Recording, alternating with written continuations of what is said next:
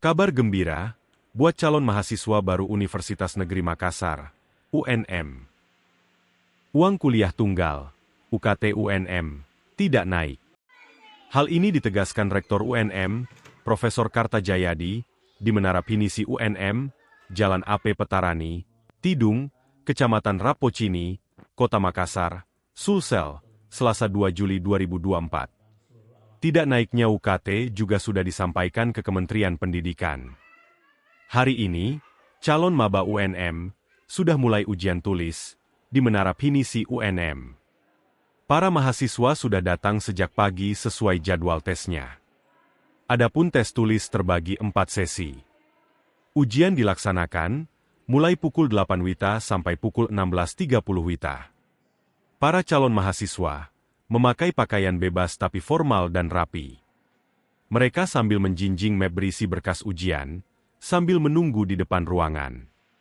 Satpam atau panitia bertugas sangat sigap, bahkan menunggu para calon mahasiswa di tangga untuk memberikan petunjuk lokasi atau ruangan ujian.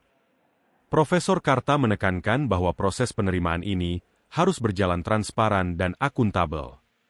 Kemudian kuota mahasiswa baru UNM sebanyak 11.424 peserta didik.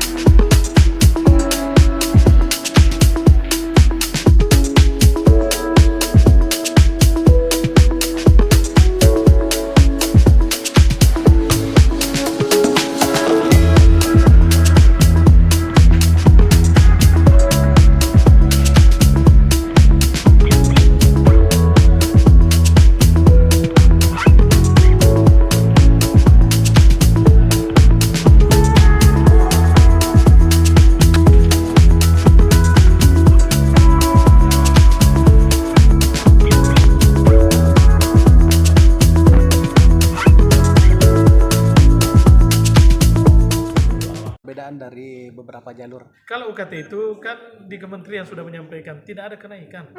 Kami juga sampaikan ke kementerian, loh sejak kapan UNM menaikkan? Kan begitu? Ya itu pertanyaannya. Sejak kapan UNM menaikkan? Tidak lah. Tidak ada kenaikan. Yang ada penurunan. Penyesuaian. Gitu.